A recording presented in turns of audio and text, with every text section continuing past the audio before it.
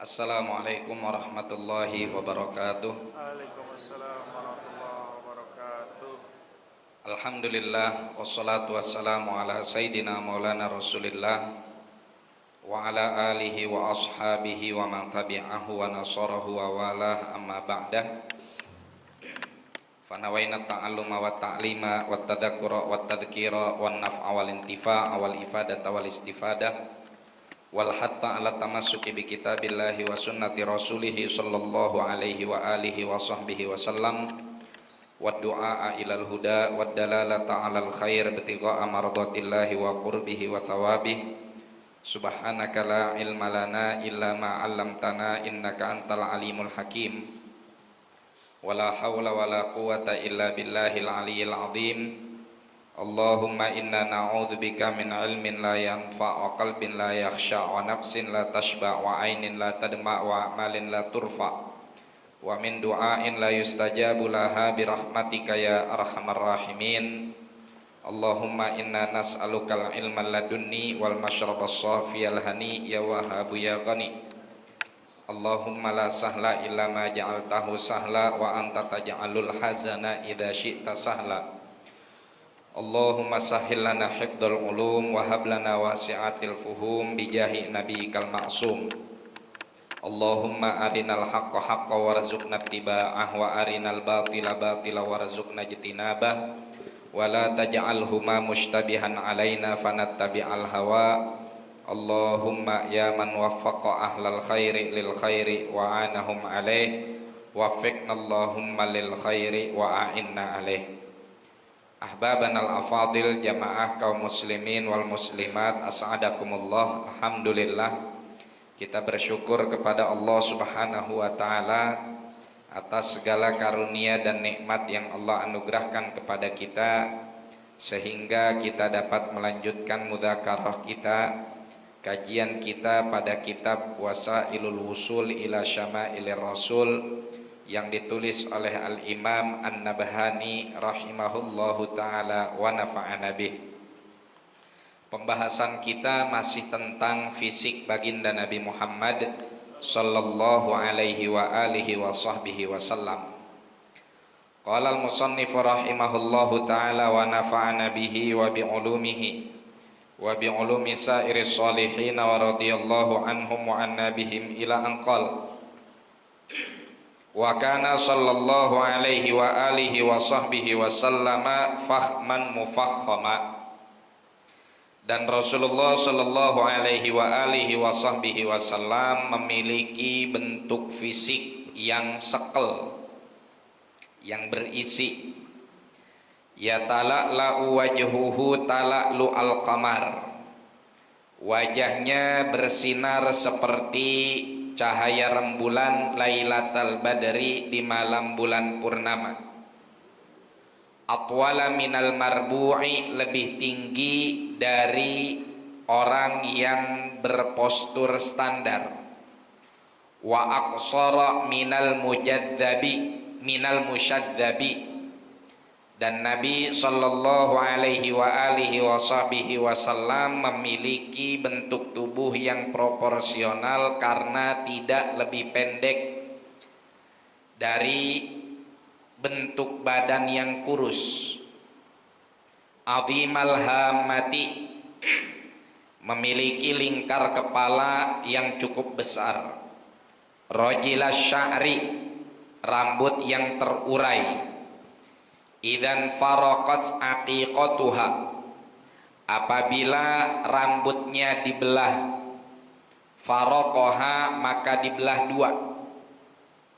Wa illa, dan kalau beliau tidak membelah rambutnya, fala yujawizu sya'ruhu syahmata udhunaihi idza huwa wafarah, maka rambutnya tidak melebihi bagian bawah telinga manakala beliau mengurai rambutnya. Inilah jamaah sekalian yang dimuliakan oleh Allah subhanahu wa ta'ala, kondisi fisik atau bentuk fisik baginda Nabi Muhammad sallallahu alaihi wa alihi wa sahbihi wasallam. Jika ada beberapa perbedaan dalam riwayat, maka itu sifatnya situasional. Artinya, ada kalanya sahabat ngeliat rambut Rasulullah dibelah dua, misalkan ada kalanya sahabat ngeliat rambut Rasulullah betel ke satu arah. Ada kalanya rambut Rasulullah itu panjang, ada kalanya rambut Rasulullah itu pendek. Jadi perbedaan riwayat di sini laisa ala wajhit tanaqud, bukan karena ada pertentangan, melainkan karena situasi yang dilihat oleh para sahabat radhiyallahu taala anhum wa ardhahum ini adalah situasi yang berbeda-beda. Di sini atau pada paragraf ini Al-Imam An-Nabhani rahimahullahu ta'ala wa nafa'ana bih bilang bahwasanya Rasulullah itu adalah fakhman mufakhama. Fakhm itu asal katanya berisi, padahal kita sudah baca di Syama'il pada pelajaran-pelajaran sebelumnya Rasulullah itu kan nggak gobior, ya.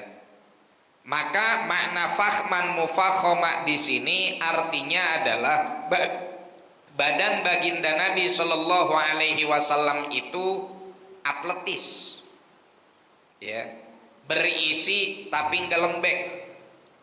Kalau kita kan berisinya lembek, gobior, enggak. Dipegang itu kayak ongol-ongol baru matang di wajan. Ya, soalnya emang isinya banyak. Ada risol, ada bakwan, ada tahu isi, ada ketan. Itu baru pagi doang tuh. Ya, sama nasi uduk. Ya, kita sepagian aja udah isinya banyak banget. Belum siang, ya. Siang ada, tergantung. Kalau tempat kerjanya dekatnya nasi padang ya berarti isinya rendang. Kalau tempat kerjanya dekatnya warteg berarti isinya orek. Ya. Ntar sore lain lagi. Sehingga akhirnya banyak makan, kurang gerak, kurang olahraga. Ya udah, badan kita jadinya berisi cuman lembek, ya, berisi lembek. Ini kalau udah ngelihat badan udah berisi udah lembek, sebetulnya udah mulai khawatir ini.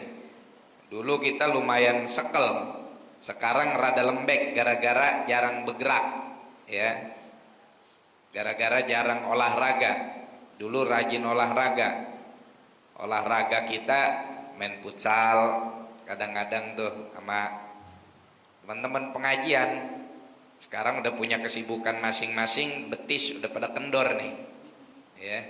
Udah gitu kemarin maulid 3 bulan, waduh, kebuli biryani kebuli biryani kebuli, olahraganya kagak. Udah akhirnya masa ototnya udah. Nah, Nabi Shallallahu Alaihi Wasallam masa ototnya itu bagus, makanya disebut fakhman mufakhama, sekel dan keker. Ya tala'la wajhuhu tala'lu al-qamari lailatal badri, wajahnya bersinar seperti rembulan di malam bulan purnama. Bahkan kata para sahabat radhiyallahu taala anhum wa ardhahum, saya ngelihat ke wajah Rasulullah lalu saya bandingin dengan saya ngelihat ke rembulan. Nah, di sini susah ngelihat rembulan, nggak malam-malam tuh, siang aja tuh. Ya, biru terus. Ternyata wajah Rasulullah Shallallahu Alaihi Wasallam lebih cerah, lebih terang daripada bulan purnama.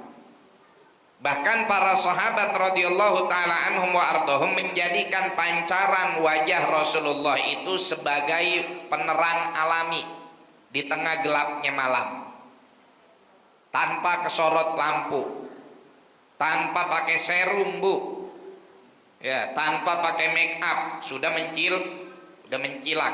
Kita kalau pengen kelihatan mencilak banyak prosesnya, ya, pakai serum, pakai apa lagi, dempul, ya, make upnya udah banyak banget dah, ya. Itu pun kalau aslinya ya kagak begitu mencilak, masuk foto baru bisa mencilak, ya, karena ada bantuan lampu, ada bantuan filter, baru mulai kelihatan mencilak, tapi tetap kalah dengan cahaya wajah baginda Nabi Muhammad sallallahu alaihi wa alihi wasallam. Kemudian dikatakan oleh para sahabat radhiyallahu taala anhum wa ardhahum, ya, bahwasanya atau dikatakan oleh para ulama di antara makna wajah Nabi lebih terang daripada wajah rembulan itu bukan hanya makna hakiki. Maksudnya makna hakiki yang memang hakikatnya kayak begitu. Wajahnya lebih terang daripada sinar rembulan. Tapi di sana juga ada makna majazi. Apa makna majazinya? Kata para ulama, makna majazinya adalah yuknisu man yushahiduhu min ghairi adan yatawalladu anhu. Orang yang ngelihat muka Nabi, ngelihat wajah Nabi, itu ngerasa nyaman. Setiap orang yang menyaksikan wajah Rasulullah merasa nyaman. Kayak kalau ngelihat rembulan. Kenapa ngelihat Rasulullah, ngelihat wajah Rasulullah ngerasa nyaman? Karena min ghairi adan yatawalladu minhu. Karena kagak ada yang namanya sesuatu yang menyakiti bagi diri kita yang keluar dari Rasulullah sallallahu alaihi wasallam. Itu makna majazinya. Ya. Jadi Nabi mah udah mukanya ganteng, kagak nyakitin. Kan ada orang yang mukanya ganteng, cuman nyakitin. Nih enggak? Ganteng mah ganteng, hidungnya mancung, matanya sipit, ya mirip-mirip kayak orang Korea, tapi kelakuannya korengan. Ya, kelakuannya nyakitin. Kalau ngomong nyelekit, ya, kerjaannya fitnah orang, omongannya nggak sesuai fakta, demennya bohong. Ini biar kata ganteng tetep dilihatnya kagak ngenakin.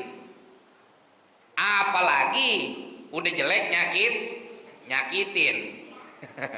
Udah jelek nyakitin. Udah menjelek mau bini ngomel mulu. Ya.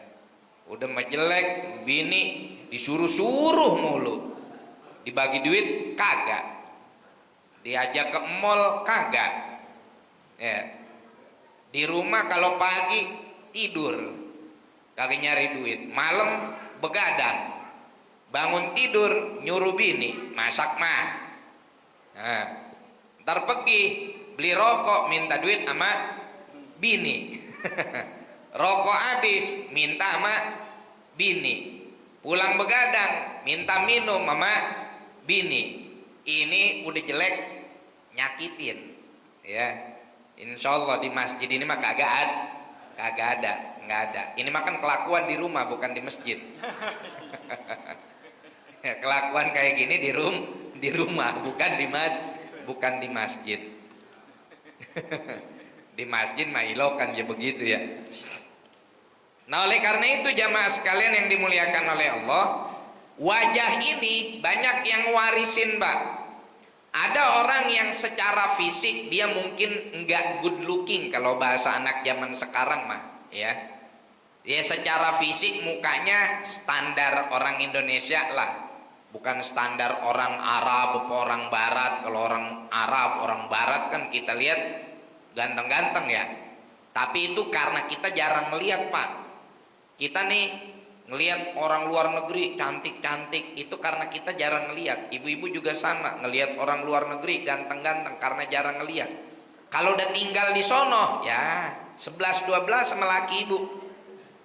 Karena udah terbiasa, malah bisa jadi gantengan orang Indonesia, ya gantengan orang Indonesia. Orang Indonesia mah udah ganteng, hebat lagi, ya enggak? Nah, orang luar negeri mah nggak ada apa-apanya Pak sama orang kita. Orang kita mah, jangan salah, ya. Kalau di luar negeri mah rayap cuman ngegeragotin kayu, di Indonesia mah besi aja digeragot sama rayap. Nah ini jamaah sekalian, ada orang yang mungkin secara fisik kelihatannya biasa atau nggak ganteng lah, tapi dilihatnya enak, resep. Kenapa? Karena nih orang baik, orang soleh, ya. Ini orang baik, orang soleh. Kita dulu lagi belajar di Libya, imam masjid di kampus itu, ya, 2 orang imamnya itu dari Afrika, hitam legem, ya. Tapi karena 1 hafizul Quran, 2 ngejaga wudu, 3 nggak pernah maksiat, ya. Ngomongnya enak, sama kita adik kelas, open, baik. Itu kelihatannya ganteng Bu, kelihatannya ganteng, resep gitu. Kita duduk di samping dia nyaman, ya. Tapi kadang ada orang tinggi, gede, perkasa, hidung mancung, tapi kerjaannya ngejahatin orang, akhirnya kita juga nggak nyaman sama dia. Wa Nabi Shallallahu Alaihi Wasallam, siapapun yang duduk sama Rasulullah pasti ngerasa nyaman dan ngerasa bahwa dia adalah orang yang paling diopenin sama Nabi. Kayak kita ngelihat rembulan. Beda sama kita ngelihat matahari. Kalau kita ngelihat matahari kan silo, ya. Kecuali ngelihat mataharinya isi ATM-nya 15 juta, terus mau ngambil baju apa aja, celana apa aja, sepatu apa aja kebeli, itu baru matahari enak tuh, ya. Matahari mall itu mah. Tapi kalau kita tengah bentet ngelihat sinar matahari silo, lama-lama ya mata kita jadi gelap. Tapi kalau ngelihat sinar rembulan itu nggak ada silo dan nggak ada berasa gelap. Makanya disinilah wajhus syabah, ya, titik perumpamaan dan persamaan antara indahnya wajah Rasulullah, bercahayanya wajah Rasulullah dengan cahaya rembulan. Ya, kenapa muka Rasulullah disamain sama rembulan? Bagi mereka yang mengikuti makna majazi, dan ini juga makna yang benar, itu lantaran kalau kita ngelihat wajah Nabi ya kayak kita ngelihat rembulan, enak, nyaman, gitu. Kita kan kalau malam bulan purnama, ya, kita liatin tuh rembulan, ya, kita liatin rembulan semenit, 2 menit, 3 menit, silo enggak, karena cahaya rembulan itu bukan cahaya yang menyilaukan mata. Kita ajak anak kita, lihat no neng no, rembulan no, bulat no, ada nenek-nenek lagi nganuin tiker tuh, direbut kucing. Ya, zaman dulu kan begitu ya. Kalau ngelihat rembulan katanya ada nenek-nenek lagi nganyam tiker, direcokin sama kucing. Ya, nggak tahu dah di kampung sini ada apa enggak. Kalau di kampung kita dulu begitu disebutnya. La ilaha illallah. Inilah baginda Nabi Shallallahu Alaihi Wasallam, ya, wajahnya adem dilihatnya, nyaman disaksikannya, sehingga yuknisu man yushahiduhu, setiap orang yang memandangnya merasa nyaman, gitu. Nggak ada tuh ketakutan, ya, nggak ada kekhawatiran bakal diisengin, bakal dinakalin, ya. Kalau kita, ya, kadang-kadang udah pakai sarung aja, udah pakai baju koko, kita lewat, ada orang lagi jalan kaki, kita naik motor aja ketakutan, ya, ngelihat kita aja yang dia yang ketakutan. Atwala minal marbu. Marbu itu artinya diambil dari kata roba'ah, yang artinya itu adalah tinggi yang standar. Kan udah kita ceritain tuh, Nabi Shallallahu Alaihi Wasallam bukan sosok yang jangkung banget, ya, juga bukan sosok yang pendek, apalagi cebol kayak botol Yakult, enggak. Nabi Shallallahu Alaihi Wasallam itu tingginya proporsional, ya.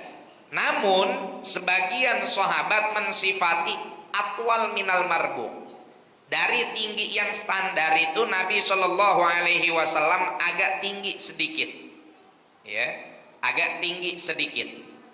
Namun di sini dikatakan oleh para ulama, sebagaimana di akhir pertemuan kita bulan lalu disebutkan di situ bahwasanya Rasulullah Shallallahu Alaihi Wasallam yakunu katifuhu a'la min jami'il jalisina idza jalas. Nabi Shallallahu Alaihi Wasallam itu kalau duduk, pada pertemuan yang lalu kan udah kita jelasin tuh, Nabi kalau duduk tegap sehingga pundaknya itu mengungguli pundak orang-orang yang ada di sampingnya, yang ada di sekitarnya, ya. Namun dikatakan oleh para ulama, wa min mu'jizatihi, di antara mukjizat Nabi Shallallahu Alaihi Wasallam, annahu Shallallahu Alaihi Wasallam, bahwasanya Nabi Shallallahu Alaihi Wasallam idza dakhala baina jama'atin tiwal, kalau Nabi Shallallahu Alaihi Wasallam bergabung di antara orang-orang yang jangkung, kana fi nadharil hadirina atwala minhum jami'an, tapi kelihatannya sama orang Nabi Shallallahu Alaihi Wasallam itu ngalahin tingginya mereka, ya. Jadi terlalu jangkung enggak nih Nabi Shallallahu Alaihi Wasallam yang jangkung banget begitu, ya. Kalau kata orang kampung kita udah kayak longga-longga, ya, jangkung, ya, tinggi, kurus, ya. Kalau kata netizen tunggu kiris, tinggi kurus, ada tuh orang kayak begitu tuh, ya. Nah, kalau Nabi Shallallahu Alaihi Wasallam lagi bergabung dengan orang-orang yang punya postur tubuh yang tinggi menjulang, mukjizatnya Nabi Shallallahu Alaihi Wasallam kelihatan di mata oleh orang yang melihat beliau. Rasulullah itu lebih tinggi sedikit daripada mereka, ya. Jadi Rasulullah nggak kelihatan diketekin sama orang-orang yang jangkung, sama orang-orang yang tinggi. Kamaru ya annahu lam yakun ahadun yumashihi minan nas illa qalahu Rasulullah, sebagaimana diriwayatkan nggak pernah Nabi itu berjalan dengan siapapun melainkan Rasulullah pasti lebih tinggi dari teman jalannya. Wala rubbama katanafahu rajulani fayatuluhuma, dan bahkan kadangkala, ya, ada dua orang yang tinggi saling berpelukan, ya, namun Rasulullah Shallallahu Alaihi Wasallam tetap lebih tinggi dari mereka. Fa idza faraqahu nusiba ila tul wa nusiba Rasulullah ila rab'ah. Kalau udah berpisah nih dua orang yang jangkung yang tadi berpelukan itu udah berpisah dari Rasulullah, baru kelihatan nama orang lah pentinggian dia nih. Nabi Shallallahu Alaihi Wasallam tidak lebih tinggi dari dia, tapi kalau lagi mendekat, lagi kumpul, justru kelihatan lebih tinggi Rasulullah Shallallahu Alaihi Wasallam. Wa subhanal khaliq wa subhanal musayyir, maha suci Allah Subhanahu wa taala yang menciptakan dan maha mengendalikan, ya. Mata kita ini Bapak Ibu sekalian, ini kita kalau dengar hadis yang mukjizat kayak gini, makanya disebut mukjizat. Mukjizat itu adalah sesuatu yang di luar nalar, ya, kalau kata anak zaman sekarang di luar nurul. Nah, sesuatu yang di luar nalar. Oh, gimana bisa? Kok tadi Nabi kelihatannya jangkung, tinggi, ngalahin tingginya orang-orang tersebut, masa sekarang lebih tinggi orang yang di yang ada di samping Nabi? Gimana ceritanya ini? Gak usah aneh, ya, karena Allah lah yang mengendalikan mata kita. Sebagian di antara kita punya mata, ya, kadang-kadang Allah saksikan kepada dia dari matanya yang tanpa alat dan bantuan sesuatu yang mungkin gak terlihat sama orang lain. Tuh. Jadi Allah lah yang kemudian mengendalikan mata kita, yang mengendalikan mata makhluk-makhluknya untuk bisa tiba-tiba ngelihat kayak begini, tiba-tiba ngelihat kayak begini. Hakada, ya, mata kita aja kan kadang-kadang yang kita lihat beda-beda, ya Pak, ya. Lagi jalan bareng nih, ya, Pak RT sama Pak RW lagi jalan bareng, RT ngelihat, janda RW kagak ngelihat, ya, karena matanya lebih tajam RT, soalnya datanya semuanya ada di RT, RW menerima laporan umum doang. Begitu. Wahakada. Jadi nggak usah aneh sama hadis mukjizat yang kayak begini. Ada mukjizat yang lebih luar biasa lagi. Bulan tebelah, bulan purnama tebelah, dimasukin sebagian ke kum. Nih pergelangan baju Rasulullah Shallallahu Alaihi Wasallam, masukin dari sebelah kanan, keluarin dari sebelah kiri. Rembulan tuh dibelah sama Nabi Shallallahu Alaihi Wasallam. Wahakada. Wa aqsara minal musyadzab. Arti musyadzab itu adalah an-nakhlatut tawilah. Ada orang yang tinggi cuman mohon maaf krempeng kayak batang korma. Bapak kalau demen nonton bola, dulu ada striker Liverpool, jangkung, Peter Crouch, ya, jangkung tapi kurus. Itu kan nggak sembabat tuh. Nah, tingginya Nabi sama lebar badannya beliau itu seimbang, ya, bukan yang kurus banget, bukan yang jangkung banget terus kurus. Itulah makanya ada tuh berapa sih idealnya berat badan kita jika diukur dengan tinggi badan kita, ya, yang ideal tuh sekian. Kalau tingginya sekian berarti idealnya berat badannya sekian, begitu tuh. Azimal hamah.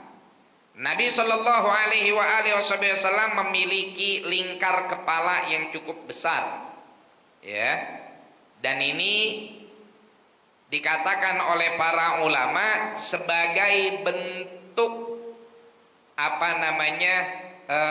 ungkapan kecerdasan Rasulullah Shallallahu Alaihi Wasallam.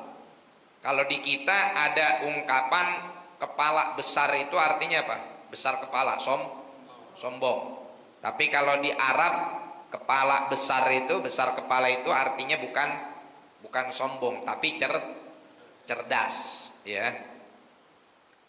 Idan faraqat aqiqatuhu. Nah, Nabi Shallallahu Alaihi Wasallam ini masuk ke urusan rambutnya.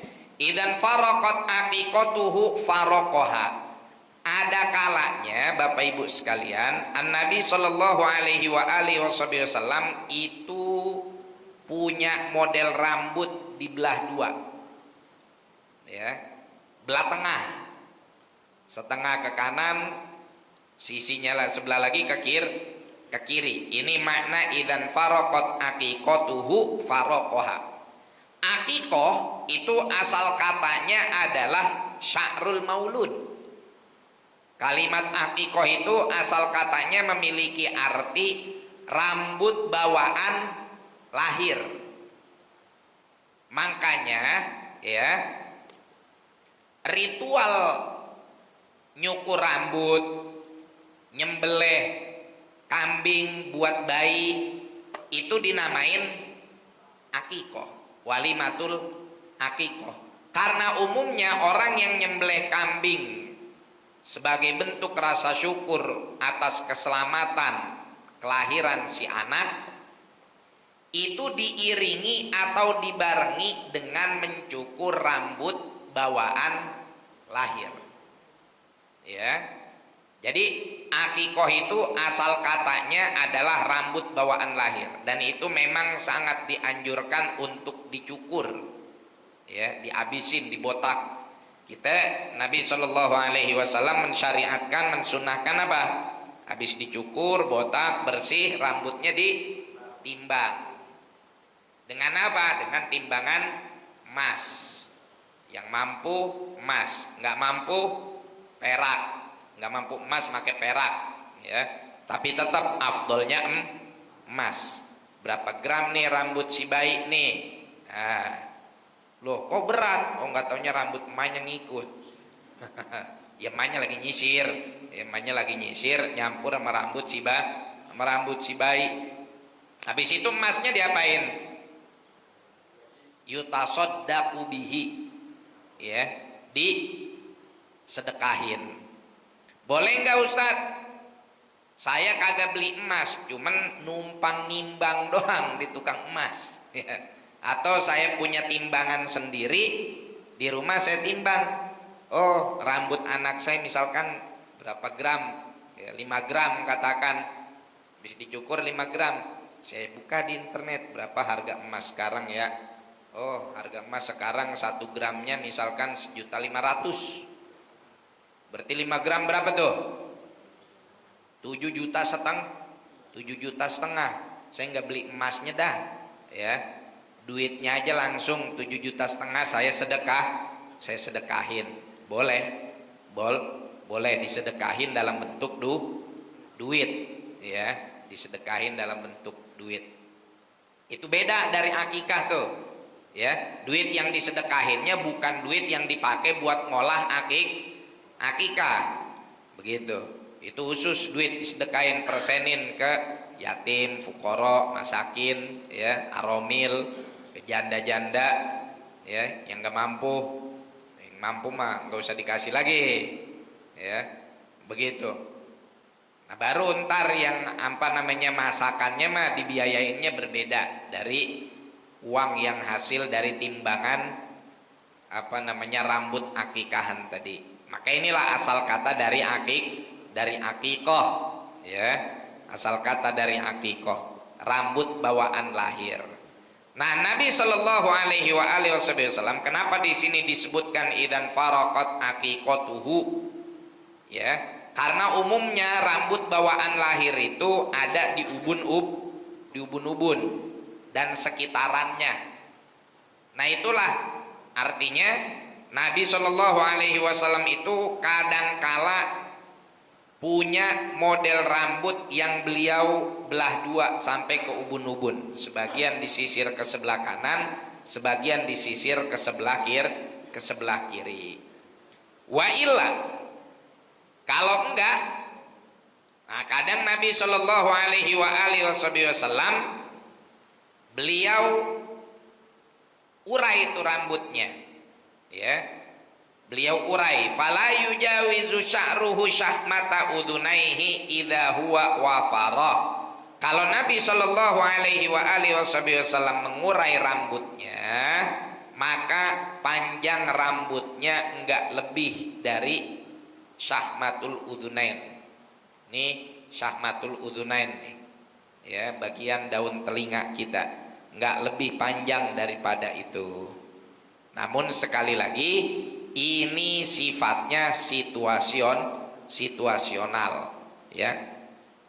Ustaz, saya baca katanya rambut Nabi pendek dan bahkan cenderung botak. Oh itu Nabi ketika tahallul, ketika berangkat haji, ya. Nah begitulah kondisi rambut Rasulullah Shallallahu Alaihi Wasallam, dicukur sampai habis.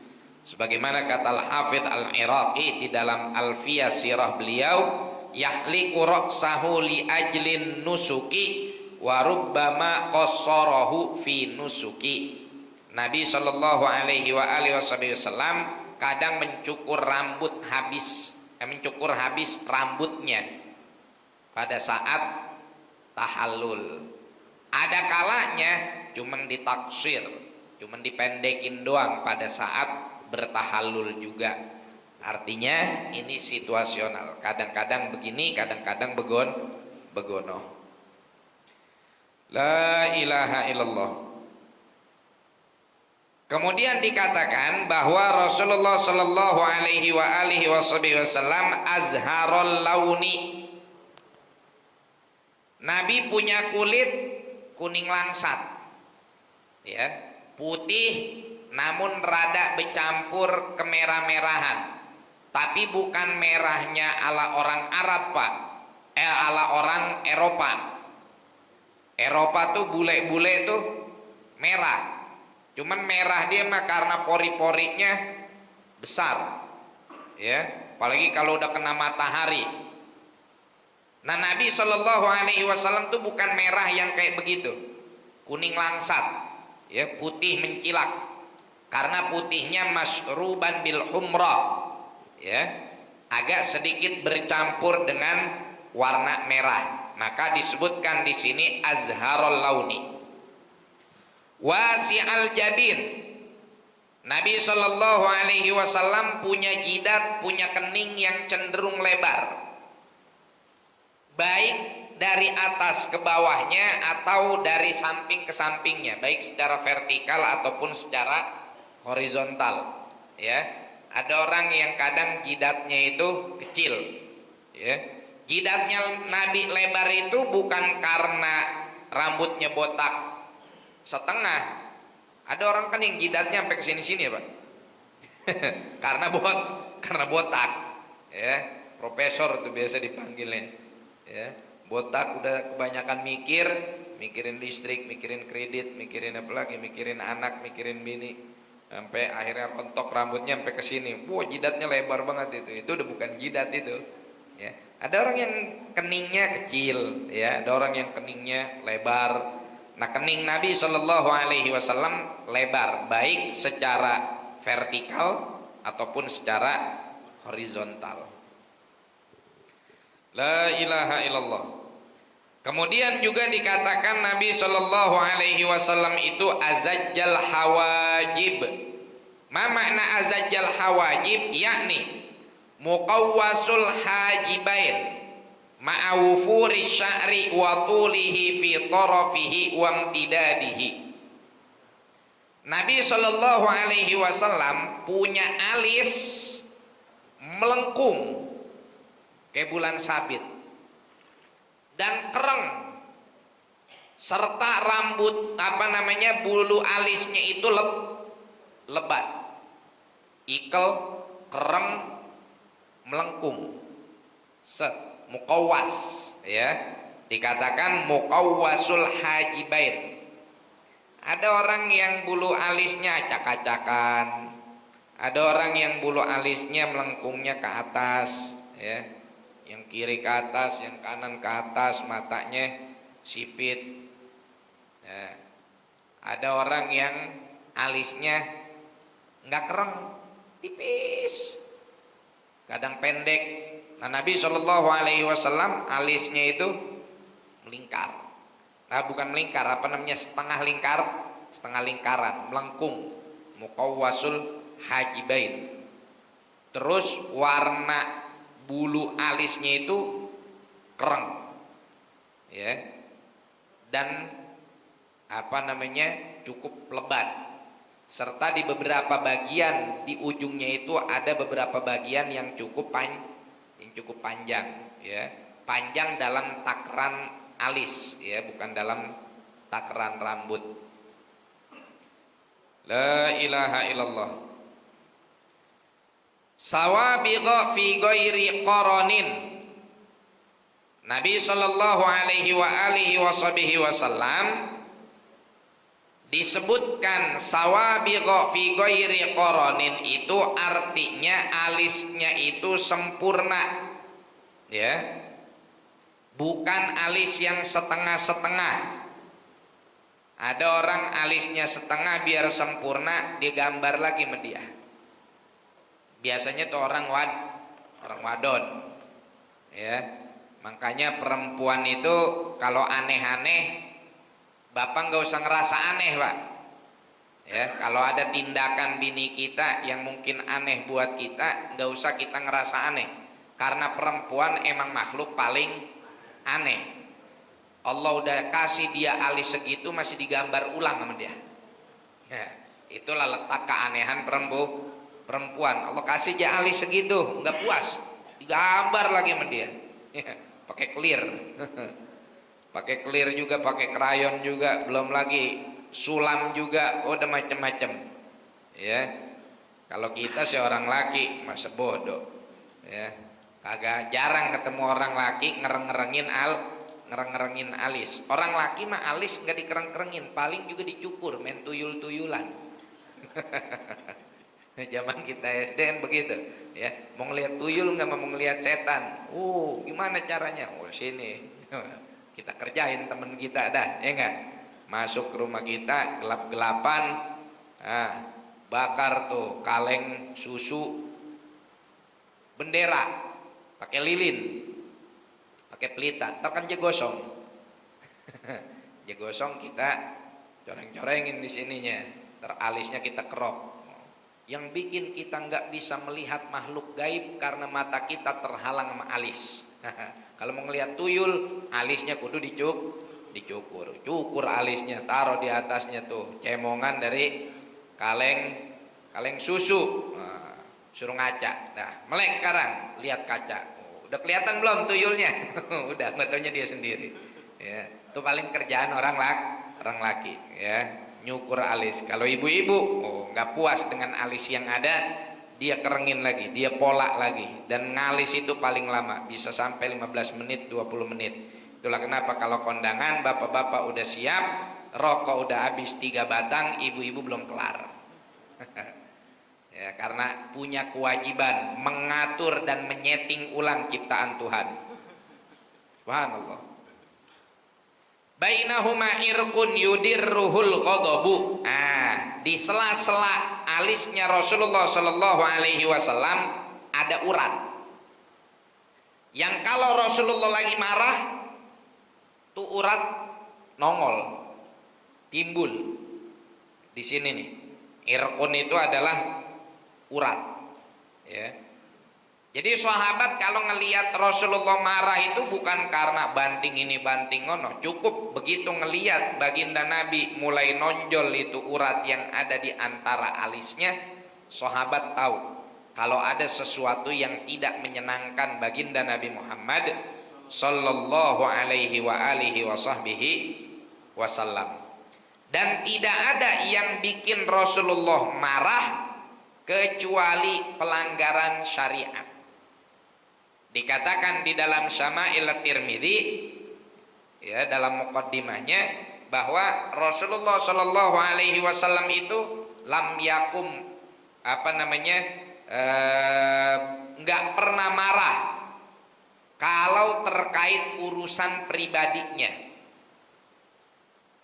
Wa idza di'a haqqullah, namun kalau hak Allah diterlantarkan, lam yakum ahadun li ghadabi, enggak ada satupun sahabat yang sanggup untuk atau yang berani untuk berdiri kalau Rasulullah lagi marah. Marah gara-gara apa? Gara-gara yudha'u haqqullah, dihilangkan. Ada orang yang melanggar hak Allah, ada kemaksiatan, baru Rasulullah marah. Ya, ada pelecehan terhadap agama dan lain-lain sebagainya dalam urusan agama lah. Tapi kalau urusan pribadinya, beliau dikatain, dihina, apa segala macam, Nabi nggak marah, biasa aja. Tapi kalau sudah yang dikerdilkan, dihina, itu adalah urusan syariat, udah tuh, nggak ada yang bisa satupun menghalangi amarah baginda Nabi Muhammad sallallahu alaihi wa alihi wasallam. Nah, makanya Nabi sallallahu alaihi wa alihi wasallam, kita sebagai umatnya itu ketahuan apa aja yang kita perbuat oleh baginda Nabi walaupun beliau sudah wafat, karena semua amalan kita ini sebelum dilaporkan kepada Allah, dilaporkan dulu kepada baginda Nabi Shallallahu Alaihi Wasallam oleh para malaikat. Makanya kita jangan bikin kita punya Nabi marah. Kita jangan bikin Rasulullah kesel sama kita, karena amarahnya Rasulullah adalah amarah Allah. Apalagi nih menjelang akhir tahun, ya. Tanggal 1 Januari, tanggal 31 Desember, hati-hati deh, ya. Rebo malam Kemis, apa yang kita perbuat, jangan sampai kita melakukan sesuatu yang bikin baginda Nabi Shallallahu Alaihi Wasallam murka. Jagain keluarga kita, jagain anak bini kita, jagain rumah tangga kita, ya. Jangan kita biarkan anak-anak kita melakukan hal-hal kemaksiatan. Pak Ustadz, anak saya susah banget dibilangin. Minimal bapak udah ngebilangin dan udah ngelarang, ya. Jangan mempersilahkan anak melakukan kemaksiatan, berarti bapak meridhoi kemaksiatan tersebut.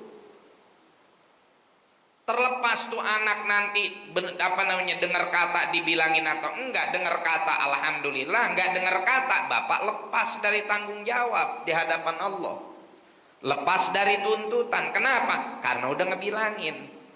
Tapi kalau anak bapak ngomong sama bapak, ngomong sama ibu, Pak, Bu, saya malam ini izin ya, mau kemana? Malam tahun baruan sama teman-teman. Ya udah kita sono pulang jangan malam-malam. Mana ada orang tahun baruan pulang jangan malam-malam? Ya bener sih, nggak malam-malam, pulangnya pagi. Ya, berangkat anak bapak, berangkat anak gadis, anak perjaka, ya, pergi pesta tahun baru karena bapak ngizinin. Ya udah kita sono. Pak, ngapa anaknya diizinin? Namanya juga anak muda, biarin aja dia nikmatin masa mudanya. Tuh orang tua yang kayak begitu tuh orang tua yang dapat dosa. Kenapa? Karena dia mempersilahkan anaknya melakukan kemaksiatan. Dia mempersilahkan anaknya untuk melakukan kedurhakaan di hadapan Allah. Apa yang harus kita lakukan sebagai orang tua? Bapak nggak ngizinin, ya, mendingan kita di rumah. Kalau mau ada momen kumpul sama keluarga, sekarang kita kumpul, kita tasyakuran, kita baca yasin, ya. Kalaupun nggak baca yasin, ya kita tahlilan. Kalaupun gak tahlilan, udah kita kumpul sederhana sama keluarga, baca doa, Allahumma barik lana fima rozaqtana wa qina adzabannar. Ya Allah, berkahi rizki yang kau berikan kepada kami. Makan rizki, kumpul keluarga, rizki anak bini suami sehat, rizki Allah berkahi semua ini mudah-mudahan ya Allah atas apa yang kau berikan kepada kami, dan lindungilah kami dari siksa api neraka. Udah tuh makan tuh jagung bakar, makan tuh ayam bakar, terserah, nggak masalah. Yang penting jangan sampai ada ikhtilat, percampuran antara laki dan perempuan dengan yang bukan mahram. Ya, begitu. Udah di rumah aja. Anak ngambek, kabur dari rumah. Yang dosa anak. Bapak terbebas dari tuntutan, ibu terbebas dari tuntutan. Cuman masalahnya orang tua zaman sekarang apa? Di antara kebodohan orang tua zaman sekarang adalah membiarkan anak bermaksiat dengan dalih dia masih muda. Ya udah biarin, masih muda ini. Ini kadang-kadang yang begini kalau nggak babanya, kalau nggak emaknya. Emaknya ngelarang, babanya yang ngasih. Udah sono biarin, ntar mama kamu mau urusan papa. Nah, bapaknya nggak boleh, emaknya yang jadi iblis. Nggak boleh sama papa kamu, udah biarin. Nah, ntar papa kamu mah urusan mama. Hati-hati, hati-hati, jangan kita biarkan, jangan sekali-kali membiarkan kemaksiatan, karena ar-ridho bil maksiyah, ya, meridhoi kemaksiatan terjadi itu juga merupakan sebuah kemaksiatan. Hati-hati kalau kita pengen selamat di dunia dan di akhirat, ya.